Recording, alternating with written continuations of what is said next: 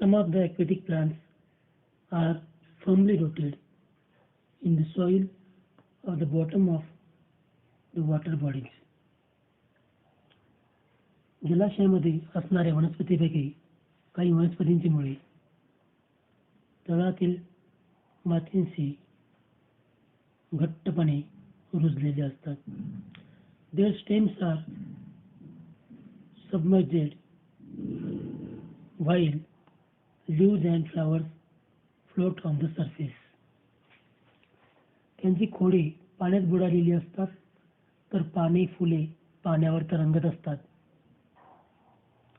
However, some plants are entirely afloat. परंतु काही वनस्पती मात्र मुळासहित पाण्यावर तरंगत असतात. Their roots are not anchored in the soil. त्यांची मुळे ही जमिनीमध्ये रुतलेली नसतात. The surfaces of leaves and stems of many aquatic plants are covered with a waxy layer. Surfaces of leaves and stems are covered with waxy layer to protect them from water. बऱ्याचशा जलीय वनस्पतींच्या पाने, खोडे या अवयवांची मेनसट पदार्थांचा पातळ थर असतो. Leaves of some aquatic plants are thin and slender, like a ribbon. काही वनस्पतींची पाने अरुंद रिबीनसारखी पातळ असतात. Look at this. This shape helps them to withstand fast currents of water. The shapes of leaves, thin and slender, are useful them to protect from fast current of water. पाण्याच्या प्रवाहापासून पाण्याच्या जोरात प्रवाहापासून वाचण्यासाठी यांचा उपयोग होतो. या वनस्पती पाण्याचा वेगवान प्रवाह सहन करू शकतात. Ear spaces in stems and petioles of aquatic plants are useful of floating in water. यांच्यामध्ये हवेच्या पोकळ्या असतात. खोड व पानांचे देठ, खोड, स्टेम्स अँड पेटिओल्स पाण्याचे देठ यामध्ये हवेच्या पोकळ्या असतात. एअर स्पेसेस त्या पाण्यावर तरंगण्यासाठी त्यांना मदत करतात.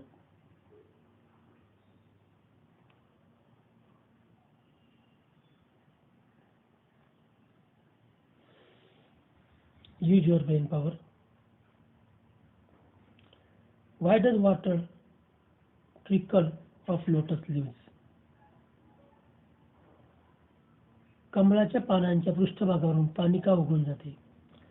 Because this is lotus leaf. Lotus leaf has waxy layer, thin waxy layer on it. Hence, water cannot stay on the leaf and it trickle off from their leaves. Why don't the leaves of these plants rot in water? या वनस्पतींची पाने पाण्यामुळे सडून का जात नाहीत? Answer is same. Due to waxy layer covered to this leaf and stem, they cannot rot due to water. त्यांना मेनसट थर असल्यामुळे त्या थरामुळे त्यांचं संरक्षण होतं आणि पाने आणि खोडे ही पाण्यात असून सुद्धा ती सडत नाहीत. Why are their roots short and fibrous? या वनस्पतींची मुळे आकाराने लहान व तंतुमय का असतात? Due to short and fibrous roots, they can attach in water. So these are picture of lotus or leaf of lotus, and this is a stem of lotus. You can say that is lotus stalk, kamalacha date. You can say here ear spaces, पोकळ्या.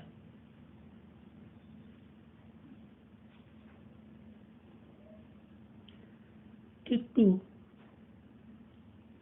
pot plants, one a cactus and other a leafy plant. Take two potted plants, one a cactus and the other a leafy plant. This is experiment. एक निवडुंगाचं एक भरपूर पाणी असणारी वनस्पती अशा दोन कुंड्या घ्या. Tie plastic bags loosely around the leaves of those plants and keep them in sunlight from early in the morning. दोन्ही कुंड्यामधील वनस्पतींच्या पानाभोवती प्लास्टिकच्या पिशव्या सैलसर बांधून कुंड्या सकाळपासून उन्हात ठेवा. In the afternoon, bring those pots into the classroom and observe them. दुपारी त्या कुंड्या वर्गात आणून निरीक्षण करा. Has the same quantity of water collected in both bags? दोन्ही पिशव्यातील पाण्याचे प्रमाण सारखे दिसते का? No. These are plants and either leafless or their leaves are like small needles or have been modified into thorns.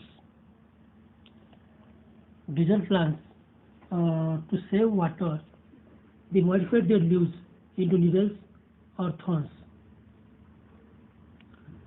वळवंटी वनस्पतींना पाणी नसतात किंवा ते खूप बारीक सुईसारखे असतात किंवा त्यांचे काट्यामध्ये रूपांतर झालेले असते. As a result, they lose very little water by evaporation. Due to this, evaporation process is very less in desert plants. या रचनेमुळे त्यांच्या शरीरातील अगदी कमी पाणी वाफेच्या रूपात बाहेर टाकले जाते. The stem stores water and food and is therefore fleshy. Khode पाणी व अन्न साठवून ठेवते, त्यामुळे ते मांसल बनते. The stem are green as they perform photosynthesis in the absence of leaves. पानांच्या अभावामुळे खोडांना प्रकाश संश्लेषण करावे लागते, म्हणून ते हिरवे असतात. या वनस्पतीची मुळे their roots penetrate deep into the soil and some roots spread away into the soil in search of water.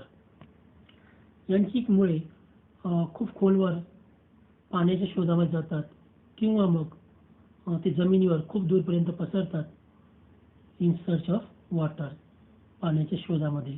There is a thick layer of a waxy substances on the stems of this plants too. यांच्या खोडावर सुद्धा वॅजचा एक layer असतो.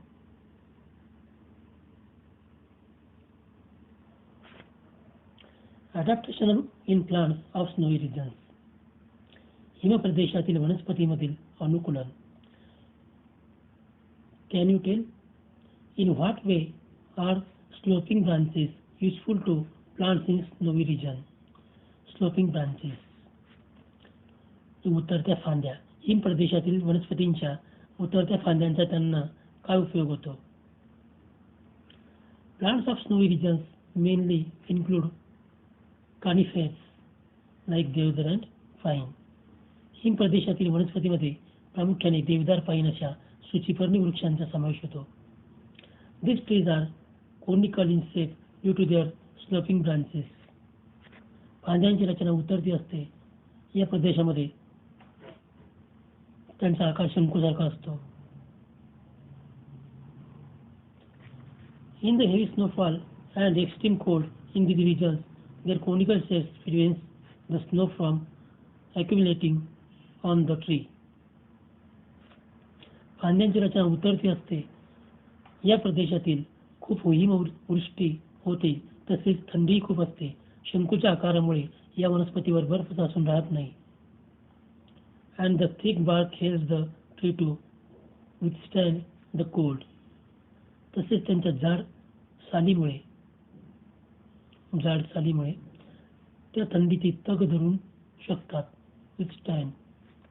This deodar tree, you can see sloping branches of this deodar or pine trees. Okay. Adaptation in plants of forest region. जंगल प्रदेशातील वनस्पतीमधील अनुकूलन. A variety of plants, trees, shrubs and herbs are found in forest. या प्रदेशात वृक्ष, झुडुपे, रोपटे असे विविध प्रकारचे वनस्पती आढळतात. These plants compete amongst themselves for sunlight. या वनस्पती स्वतःमध्ये स्पर्धा करतात सूर्यप्रकाश मिळवण्यासाठी. Hence, trees grow tall to get sunlight and climbers and vines grow to a great height with the support of trees. आणि याचमुळे झाडे हे खूप उंच वाढतात सूर्यप्रकाश मिळवण्यासाठी, आणि त्यांच्यासोबतच वेली या सुद्धा वेली या त्यांच्या उंचीप्रमाणे त्यांच्या खोडाचा आधार घेऊन, खोडाला चिकटून, लपेटून, त्यांचा सपोर्ट घेऊन, त्यांचा आधार घेऊन उंचीपर्यंत वाढतात. Sting like tendrils on the stems of some climbers is example of adaptation. आणि काही वेलींच्या खोडावर असणारे तणाव म्हणजे खोडांचे अनुकूलनच होय. हे जे वेली आहेत क्लाइंबर्स, स्प्रिंग लाईक टेंड्रिल्स करून या प्रकारे झाडावर चढतात, आणि हे सुद्धा एक प्रकारचं अनुकूलनच आहे. Observe and discuss. निरीक्षण करा व चर्चा करा. Observe and note down the adaptations in the parts of plants like potato, groundnut, yam, water, hyacinth, aloe, acacia, carrot, onion, beet, bitter gourd, grapevine, etc. बटाटा, भुईमूग, सुरण, जलपर्णी वनस्पती, कोरफड, बाभूळ, गाजर, कांदा, बीट, कारले, द्राक्षवेल तसेच तुमच्या सभोवताली असणाऱ्या वनस्पतींच्या कोणत्या अवयवात अनुकूलन झालेले आहेत ते निरीक्षण लिहा. And other plants in your surroundings. Look, this is plant of yam. This is plant of potato. They are adapted themselves according to surroundings.